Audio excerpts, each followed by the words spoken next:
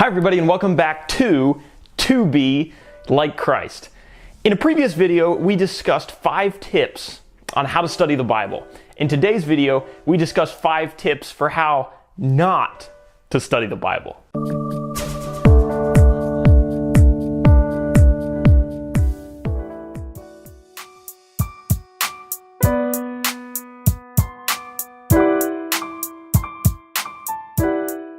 Wait, so are you telling me that I don't have to study my Bible anymore? No, I'm not saying that. I'm saying that there are a lot of great methods for Bible study out in the world, but there's also some pretty lousy ones. And so in this video, I want to discuss 5 of those lousy strategies that a lot of people are using, and even I've used in the past, I must confess, but that we really should do away with because they don't do us any good.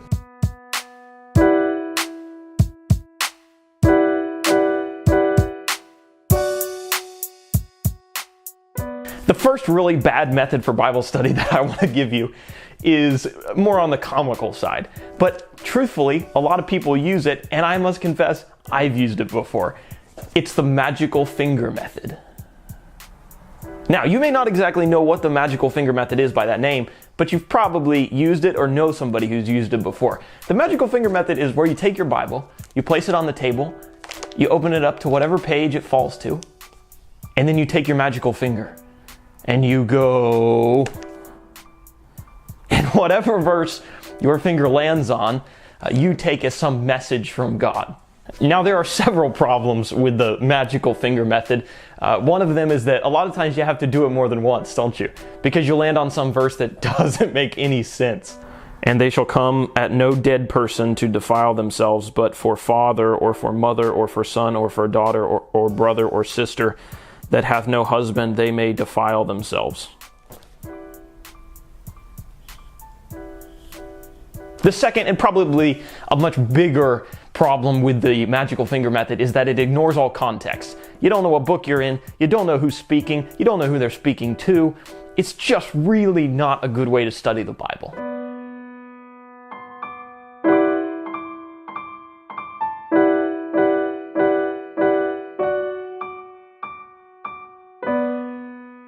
The second way not to study the Bible is a little bit more serious.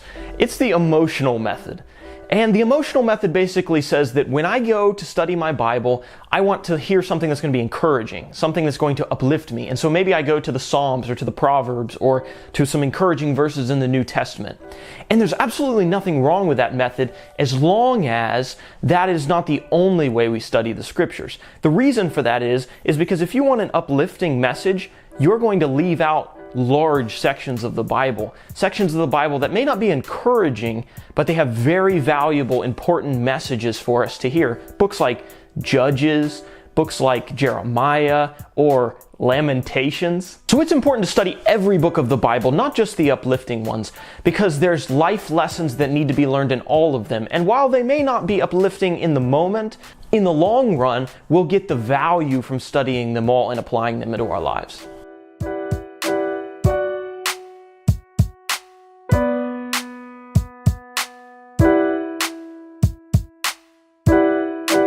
The third way that I would encourage you not to study the Bible is with what I would call a symbolic approach.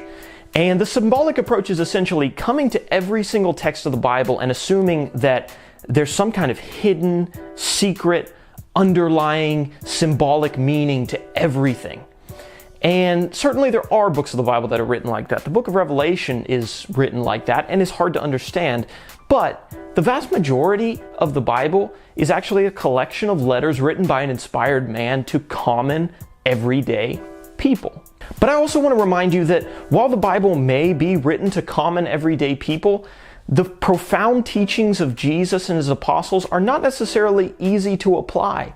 Some of the implications of those teachings will shake the foundation of your life. And when you really apply them in a God-glorifying way, your life may look completely different. So, while the Bible isn't some secret, hidden, mysterious message that only super educated people can understand, it is certainly a very difficult book to live out and to practice in your everyday life.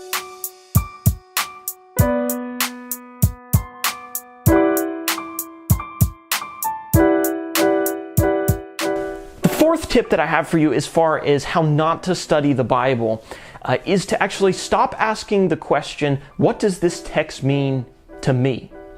And I only say that because I think there's a question that has to be asked before we ask that one. And the better question to ask first is, what does this text mean? Before we can ever bring a proper application of a text into our lives, we need to understand exactly what the original author or the original speaker meant and what it would mean in that culture and to the people who were either reading it or listening to it. And so when we discover that, which has a lot to do with context, then we can ask the question that so many people want to ask: what does this text mean to me? How can I bring it into my life and make the application?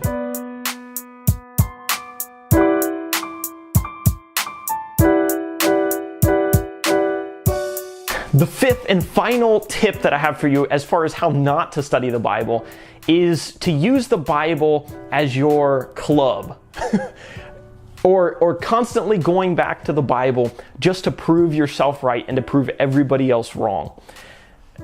I'm sure every single one of us has had a friend or has had a discussion with someone who doesn't agree with us on a particular theological point or point of doctrine. And there's a real temptation once we walk away from that discussion to go back to the Bible and just to find and make a list of every verse in the scriptures that we can find that proves ourselves right and them wrong, and then go beat them over the head with it. The problem with that approach is that we aren't going to the Bible in a genuine desire to see the truth. We're more interested in just making ourselves look good or defeating our buddy in this theological debate. Anytime we go to the scriptures and our pursuit of truth isn't genuine, then that's a problem.